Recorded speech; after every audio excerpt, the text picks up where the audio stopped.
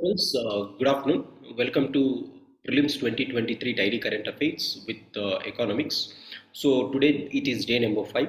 Let us discuss about what are the important things that we have in economics for today. So this is class number 5. As all of you know, so far we have done 4 videos. This is the 5th video. Now, as already I have said, what are the objectives of us for taking this class? Our objective is to cover 85% of the current affairs from Prelims 2023.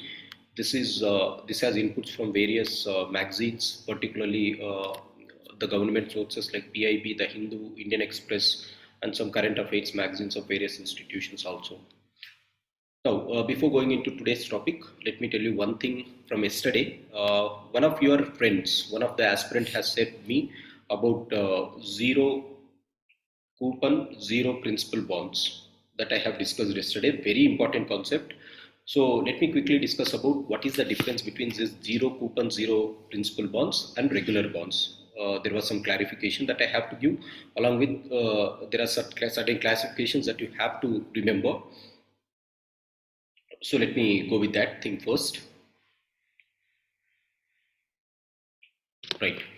So bonds, what are bonds? Are securities which says that what are securities? You are investing your amount and they are telling that, say there are two parties here, one person who is lending the money, the other person who is taking the money. Normally in the stock market how it happens, say this is Adani and you are investing in Adani's company. How you will invest in Adani's company? Say you are investing rupees 1 crore. Now Adani will give you the shares or he can give you the bonds. These are the securities. So this is the security which is telling by Adani to you people that you have kept me 1 crore, you have kept with me 1 crore and I am liable to pay you.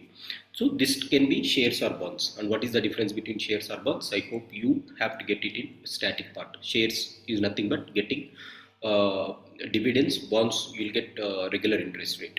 Right. Now in the bond market, recently Government of India has started social stock exchange.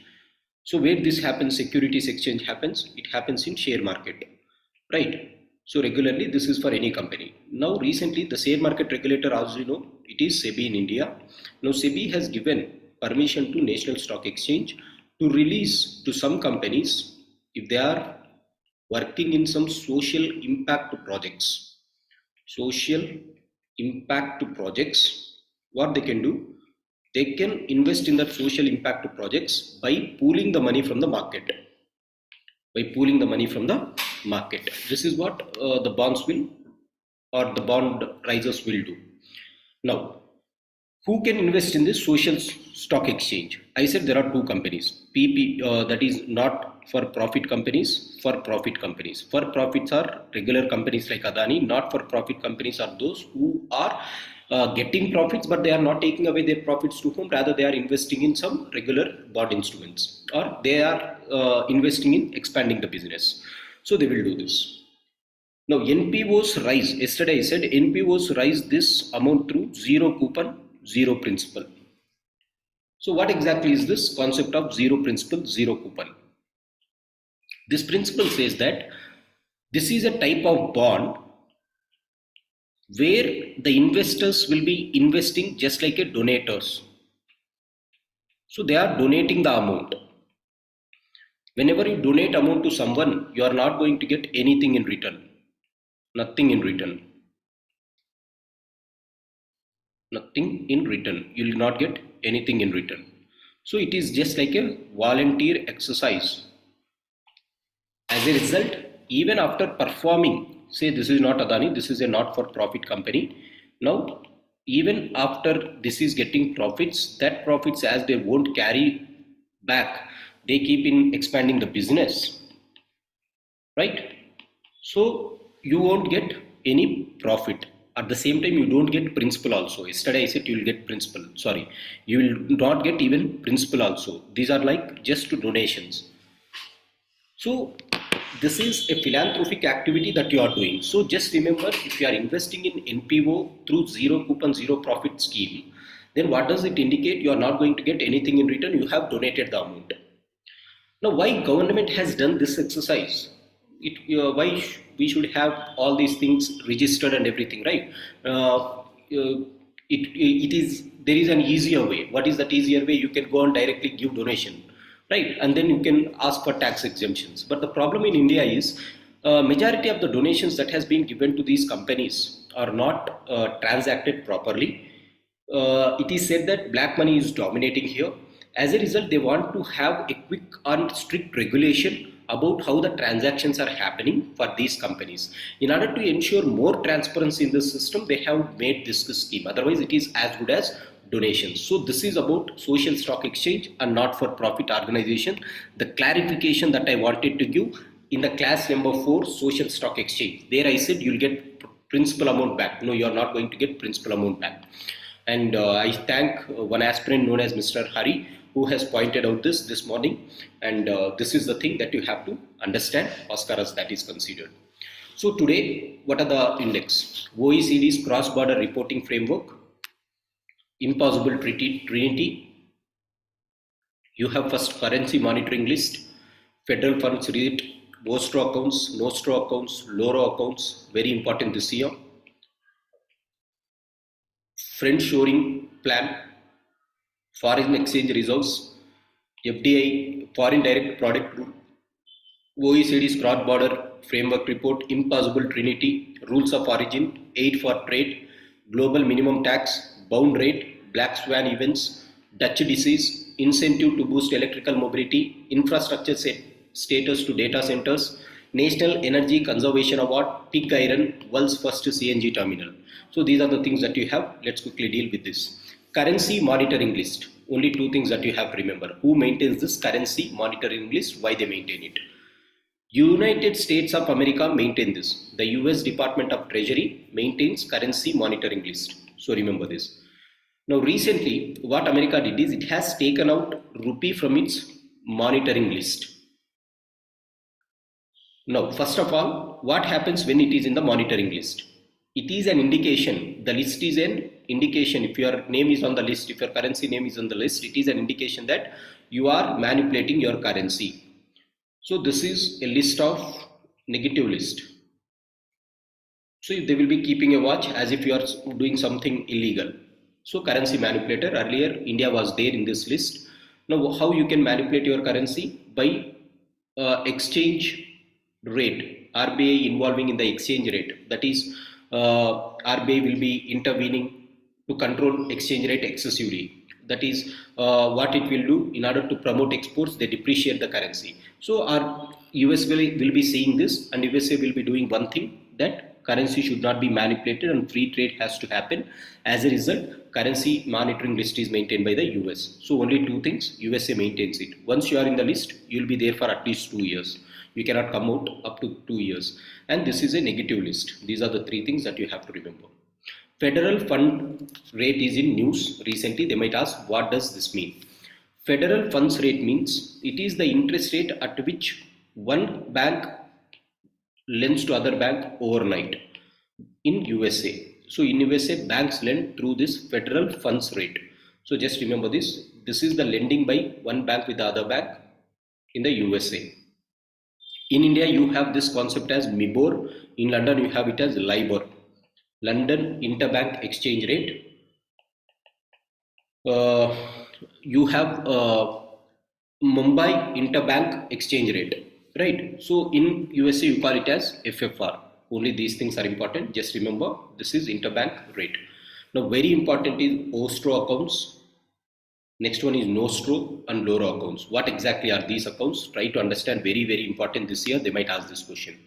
Now, in my first class, I said, India is trying to make its currency as internationalization of local currency, internationalization of rupee. What does this mean? In the global trade, you will be using rupees. Say, for example, when you are trading between India and Russia, earlier you used to trade in US dollars. Now, as US dollars is monitored and regulated by the US Federal Bank, So we thought, India and Russia, what they thought is, let us go and trade not in dollars but in our local currencies. Either you can use rupees or rubles, rupee ruble deal. Now they have eliminated dollar. In this way you can have it. But before this, in order to have rupee rubles, there should be enough amount of rupees and enough amount of rubles in both the countries. So in order to provide enough liquidity of local currency in the other countries, you have these type of accounts, that is called Vostro accounts, Nostro accounts and Loro accounts. The Reserve Bank of India has allowed 9 special Vostro accounts from Russia. So who allows it? RBI allows it. So under which act they are regulated? Foreign Exchange Management Act, Foreign Exchange Management Regulation Act. So which are the 2 banks which were involved in this? UCO, Indus Bank of India, Indus India Bank, UCO and Indus India Bank. So why? To settle international trade in rupees. Now how exactly the system functions? Have a look. So the Reserve Bank of India has allowed this Vostro accounts with 2 lenders. One is UCO and Indus India Bank. That is what I said. Now what exactly is an Vostro account? Say there are 2 countries who are trying to deal in rupees. Indian currency is rupee. Now USA wants to trade in rupees. So what USA will do is, the banks of USA will open their accounts with SBI Bank, foreign bank accounts with domestic bank. Now as they open their bank accounts in SBI will transfer the rupees that is required for them by taking the dollars, that is USA's currency, and this will have excessive rupees, and whenever you are trading in rupees you can trade. A foreign bank opening account in an Indian bank is known as Vostro account. The Vostro account is an account which is opened and maintained by a foreign bank in the domestic currency. So outsiders coming into your land and opening is Vostro. Nostro is exactly opposite. Our people will go and open the bank account in foreign banks. This is Nostro. So just remember these 2 things. Outsiders coming in and opening Vostro. Our bank people opening in outside, that is called Nostro. What about Loro? Loro is, rather than having in 2 banks, what they will do is, one domestic bank on behalf of the other domestic bank in foreign currency. What does this mean? Rather than these 2 countries, India and Hong Kong is there. Hong Kong you have National Bank of Hong Kong. India Bank you have Bank of Baroda. Now what they will do is, these 2, a Loro account is just like a current account maintained by one domestic bank on behalf of other domestic bank in foreign currency. Canara Bank have no Nostro accounts with NBH, but Bank of Baroda has their Nostro account with NBH. In case Canara Bank can ask BOB to collect the proceedings. Now what does this mean? Look here, SBI and Punjab National Bank are having this, or look here, Bank of America, Citibank has opened their accounts in SBI. Now Canara Bank wants to get the, third bank has to get the dollars from these Bank of America and Citibank. Then they can tie up with SBI. So Loro means third party. Remember, Loro means a third party getting involved in 2 banks. Actually Bank of Hong Kong and Bank of Baroda are getting into the deal. Now Canara Bank is tying up with the local bank in order to get that. So this is Loro. Loro means, just remember, third party accounts. Next, these are the 3 things guys, very important. What is the advantage of Vostro accounts? It is going to internationalize our currency. Our currency is going to become internationalized. Thereby dependency on foreign currencies is going to get reduced. Friend shoring plan. What is this friend shoring plan? They can ask, recently friend shoring is in news. This is given by USA. What exactly is it? Friend shoring is an abbreviation for the practice of shifting supply chains to nations with a minimal risk of disruption from political unrest. Say for example, US will pursue the friend shoring depending upon economic integration. Friend shoring approach, deepening economic integration. Let's look at this. It means deploying economic policies that will encourage the companies to spread business and manufacturing within the group. Friend shoring is a part of deglobalization. What exactly is this? USA Earlier used to have globalization policy. What is globalization policy? In any country, you can go and open your trade. But recently, China is having some problem with USA. As a result, what USA will do is, rather than trading with everyone in equal terms, it will see like-minded persons in the globe, like India, Japan, and then they will establish their companies only in particular countries, but not in every country. So this is one type of protectionism.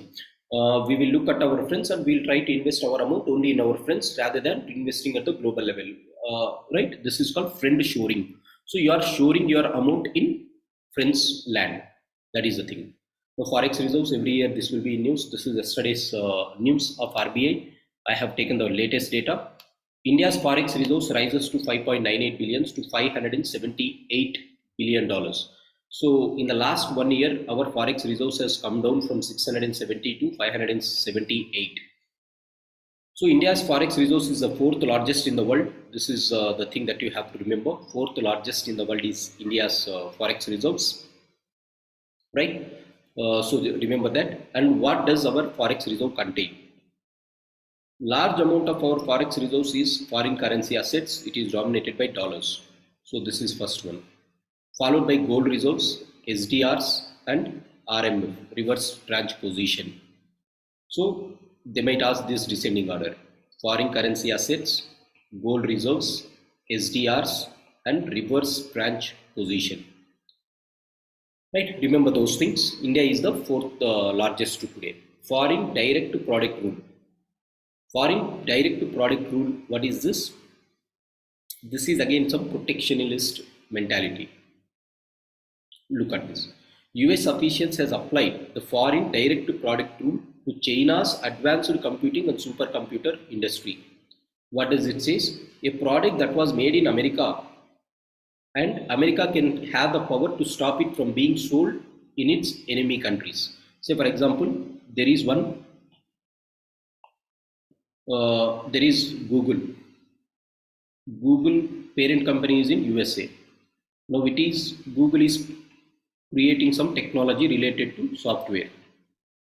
Now what American government can do is, it can ask Google not to go and invest in China or not to send this technology to China. It can also ask all the countries where Google is operating. Say for example, if Google is operating in India, it can also ask India not to share, Indian Google company not to share its data with China. So this is foreign direct to product rule. So they can ask whose rule is this? USA's.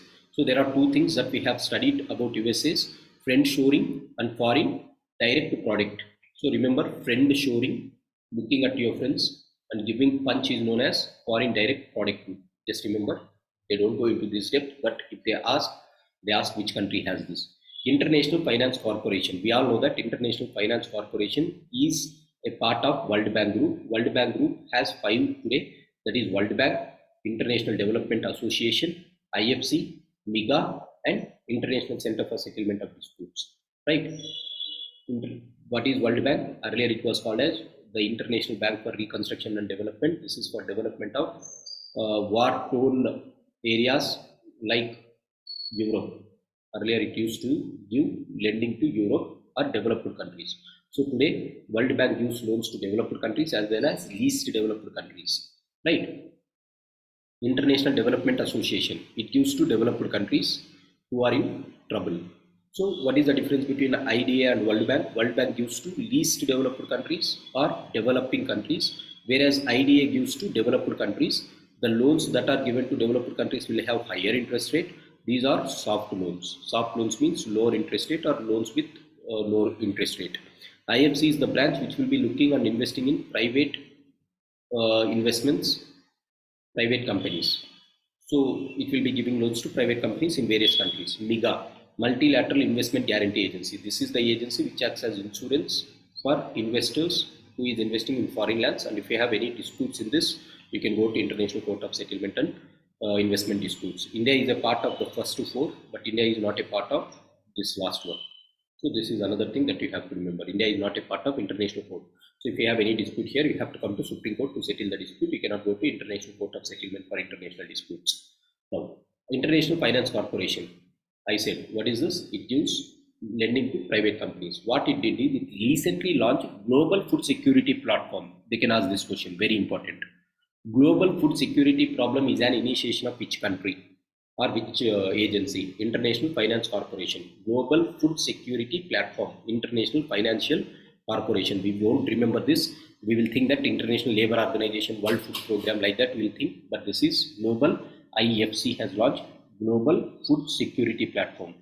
What is this? It will give support to those companies who are providing food security across the country, right? So Global Food Security Platform is an initiation of IFC, World Bank Group. Remember, this is important question. Now, recently OECD has started cross-border reporting framework for cryptocurrencies. This is also very important, direct question they can ask. Cross-border reporting for cryptocurrencies has been an initiative of OECD. So, Organization for Economic Cooperation and Development. What is the main purpose? It aids in developing countries outside the membership and promotes reforms. So they control 80% of the trade, not important on this. So remember this, CARF, reporting cross-border framework for crypto asset reporting framework. Crypto asset reporting framework is an initiation of OECD. This will be direct question, just like this question. Global Food Security Platform is initiation of IMF. CARF is OECD. Impossible Trinity is recently news. Why this is recently news? In USA, there has been increasing inflation. Despite raising the interest rate by the US Federal Bank, they are unable to control inflation. Given this context, many articles were written on impossible trinity. What is this impossible trinity? This says that three things cannot exist all at the same time. What are those things? Independent monetary policy, fixed exchange rate, and free flow of capital. That is full current account, capital account convertibility,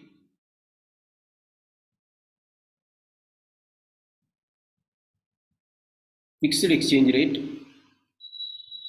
and independent monetary policy cannot exist all at the same time. So this is also known as Mundell-Fleming trilemma. You have studied this in static as Mundell-Fleming trilemma. Why this is a trilemma? This is not dilemma, because trilemma, three things are there, three things cannot exist altogether. So go through this. If you have not understood your basics, please come back. So just remember, there are three things that won't exist together: independent monetary policy, fixed exchange rate, free flow of capital. As simple as this. Say for example, if there is free flow of capital, huge amount of foreign currency will be coming into your currency, into your country. If there is huge amount of dollars coming into your country, automatically exchange rate is going to get impacted. The moment exchange rate is going to get impacted, you have to control that exchange rate through your monetary policy, sterilization functions.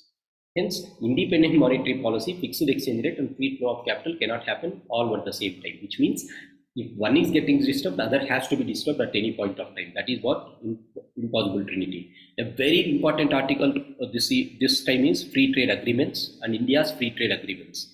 So this is the basics that I have given. How many free trade agreements are there? Depending upon the extent of the agreement, the free trade agreements can be preferential trade agreements or partial scope agreements, free trade agreement, common economic CECA, common economic customs association, customs union, common market economic union. So these are the things that you have. So just remember, FTA, one part of FTA, CECA, CEPA, comprehensive economic partnership agreement, comprehensive economic cooperation agreement, CECPA, all are a part of FTA. No need to have separate thing. So these are the things. So you have integration like this. Partial scope agreement or preferential partial treaty agreement is only in some goods and services you will be having. Partial scope agreement means only in few goods and services you will be having some tax exemptions. If it is for all the goods and tax exemptions, that is called free trade agreement. What is common customs union? You will have free trade agreement with other countries. At the same time, when you are dealing with third country, you will have common external tariff. So this is again basics. Common market is along with the taxation, you will have free movement of factors of production like land, labor, capital, organization, like the European Union. Economic Union is common market where countries coordinate on macroeconomic parameters also. Right? Economic market is a larger one. So they can ask this, which is the least integrated one, which is highest integrated one. Economic markets are highest integrated compared to common market, customs union. I hope you have studied all these things in static. If you have not studied, go through it. But this is very important for prelims. What are the 13 countries with which India has free trade agreement? India has free trade agreement with 13 countries. What are those? Remember in the map pointing wise. India has free trade agreement with the UAE. India has with Thailand, Malaysia, Singapore, South Korea, Japan, Australia, Mauritius. UAE, Thailand, Malaysia, Singapore, South Korea, Japan, Australia, Mauritius. You also have with Nepal, Bangladesh. So 9, 10. Apart from that, India also had free trade agreement with SAARC, South Asian Association for Regional Cooperation. And you have with ASEAN, Association of Southeast Asian Nations. UAE, Nepal, SAARC you have SAPTA, SAPTA, right? ASEAN you have. Then you have with Sri Lanka also. This is the 13th one. So look at this again. I am telling you again. Remember in a map binding one, you'll remember very easily. So with which countries? India has FTAs. India has FTAs with Nepal, Bhutan, Sri Lanka, 1, 2, 3, Mauritius, 4, UAE, 5. In West Asia, the latest one is UAE, 5. Then go to here, 6, Japan, South Korea, Thailand, Malaysia, Singapore, 6, 7, 8, 9, 10, Australia 11, and 2 regional groupings. With SAARC you have SAPTA, and ASEAN you have free trade agreement. India is not a part of RCEP, remember. India is not a part of this, right? And India is trying to engage into FTA deals with UK. This is the latest thing that Piyush Goyal has recently commented. So this is the latest updation. But as of now, you have only these things. So India has between 1972 and 2011, you have 10 free trade agreements. What are those?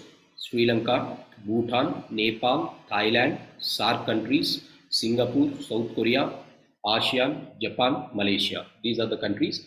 Apart from this, in 2021 and 22, you have signed with Mauritius, UAE, Australia.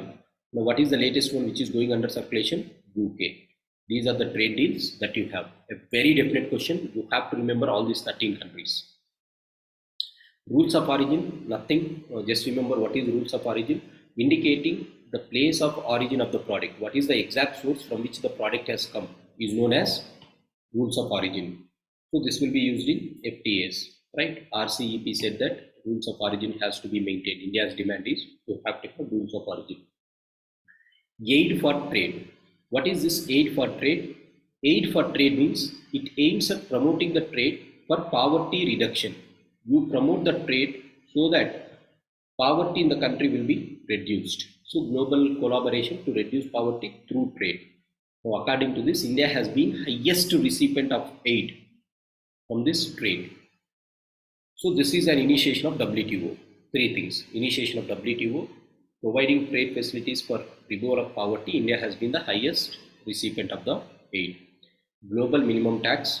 2 times they asked this question, definite question, you can expect this. The European Union has adapted, which union has? European Union has adapted this global minimum tax of 15% on big businesses. Earlier, you used to call this as GAFA tax, right? So, Google, Apple, Facebook, Amazon tax. Now, this was replaced with global minimum tax. What is the global minimum tax? 15%. Remember, exactly 15%, and it is launched by European Union. What does this mean? Say Alpha company is there. It has overseas operation. Now it is in America. Think that this is the headquarters of Alpha companies in America. It is starting operating in India. Now in India, they are taxing 10% for this profits. The global minimum tax is 15%. So whatever the amount, 10% you have paid, still you have to pay 5%. You will pay that in country A.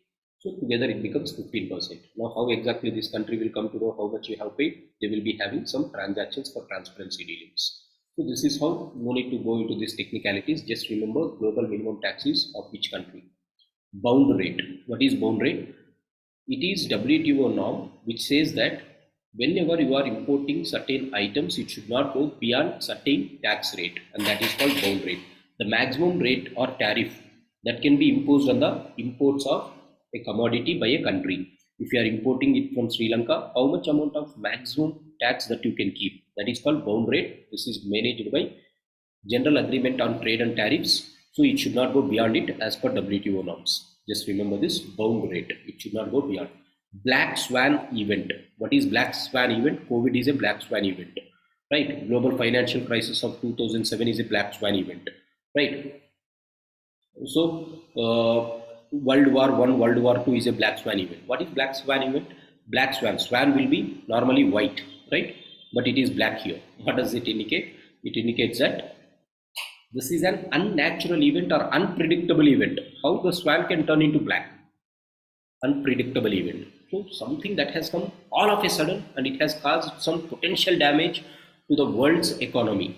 That is called black swan event. Remember that. So black swan event is a bad event which has huge repercussions on the economic as well as social well-being of the people. So the term was given by Nassim Nicholas Taleb, a financial professor. Nassim Nicholas Salim or Taleb has given this global financial crisis. What is Dutch disease? This is a negative thing, right? Dutch disease is something which has come all of a sudden. Uneven growth in some sectors due to discovery of natural resources. It's called Dutch disease. Now why this is called a disease? So for example, all of a sudden you have become overnight rich, right? Your parents has kept some money in your cupboard and all of a sudden one day you have found 100 crores. What will be? You will not be on the road, you will not be on the land, right? You will be flying, so you will get some disease. So what happens? So suddenly if a country realizes oil resource, overnight it will become rich. Its foreign exchange is going to be dominated. As a result, its currency gets appreciated. If currency is getting appreciated, exports get reduced. Now exporters will hit, and this hitting is called the Dutch disease. The thing has happened in Netherlands for the first time in 1960s because of oil resource or gas resource exploration. As a result, Netherlands is also known as Dutch, hence you call it as the Dutch disease. So Dutch disease means the disease that you will have when you will become a crorepati all overnight. Initiatives to boost electrical mobility. Niti Aayog has launched 2 initiatives. They can ask who has launched this. Niti Aayog has launched. What are those? E-Amrut and report on advanced chemistry cell usage. E-Amrut means accelerated e-mobility revolution for India's transportation. It is a mobility awareness to raise awareness on electrical mobility and awareness rising platform or program. E-Amrut and advanced chemistry cell. Both are initiatives of Niti Aayog. Beyond that, they won't ask. Infrastructure status to data centers. What is a data center? Data center is one area where you will be storing all the data. And if you are storing more than 5 megawatts of data in a particular point, if the load is more than 5 megawatts, then you will give infrastructure status to this. Now what happens when you give infrastructure status? Infrastructure status is a very good sign saying that it will enable this data center to get institutional credit from banks, non-banks at a very lower rate for a longer time. So infrastructure loans will be giving to this data centers. National E-Conservation Award. This award was given by BEE. Remember, BEE is initiated. Now what is BEE? It is a statutory body established as per Energy Conservation Act. Remember, established in 2002. Now it is the body which gives the ratings for electrical appliances, 3-star, 4-star, 5-star. So standard and labeling is given by this. So this is BE is important. Under which ministry? It is under Ministry of Power. Next, crude iron is pig iron. What is crude iron? Crude iron is an intermediate product in the iron industry. It has high carbon content. It is very brittle and therefore it needs further refining. In refining of iron, it is not a pure iron. The impure form of iron is known as pig iron. It has high carbon.